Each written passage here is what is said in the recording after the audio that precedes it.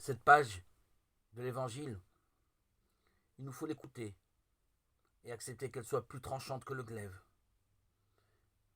Il serait même opportun de ne rien y ajouter.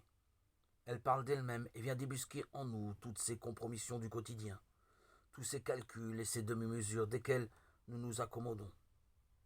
Si vous aimez ceux qui vous aiment, quelle reconnaissance méritez-vous? Une fois encore, l'apprentissage auquel le Christ nous appelle est celui du don. Donnez et l'on vous donnera.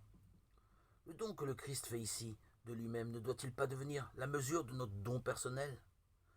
De ce fait, au cœur de la célébration, des rassemblements où nous nous trouvons, c'est bien toute notre existence que nous présentons au Seigneur par nos louanges et nos prières.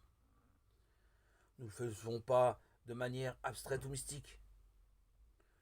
Nous faisons aussi la célébration du pain et du vin, fruits de la terre et du travail des hommes.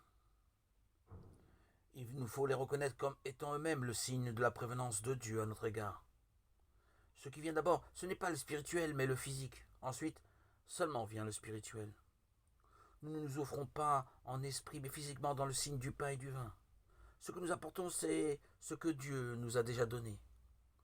Bénis le Seigneur, ô mon âme, n'oublie aucun de ses bienfaits. Le psalmisme éveille ainsi notre cœur à cette logique, ce que nous recevons. En communion, c'est le don du don, le Christ comme source de tout, don véritable. Comment alors retenir quoi que ce soit de notre vie? Le Christ nous appelle à l'amour des ennemis. Unissons nos voix dans une prière unanime et confions-lui la vie de tous nos frères humains, sans exception.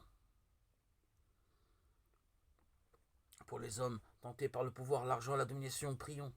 Pour ceux qui se mettent au service de leurs frères les plus pauvres, prions. Pour notre communauté, pour nos assemblées, prions. Dieu, notre Père, toi seul peux changer nos cœurs de pierre en cœurs de chair. Exauce nos prières, donne-nous de parvenir au bonheur sans fin par le Christ notre Seigneur.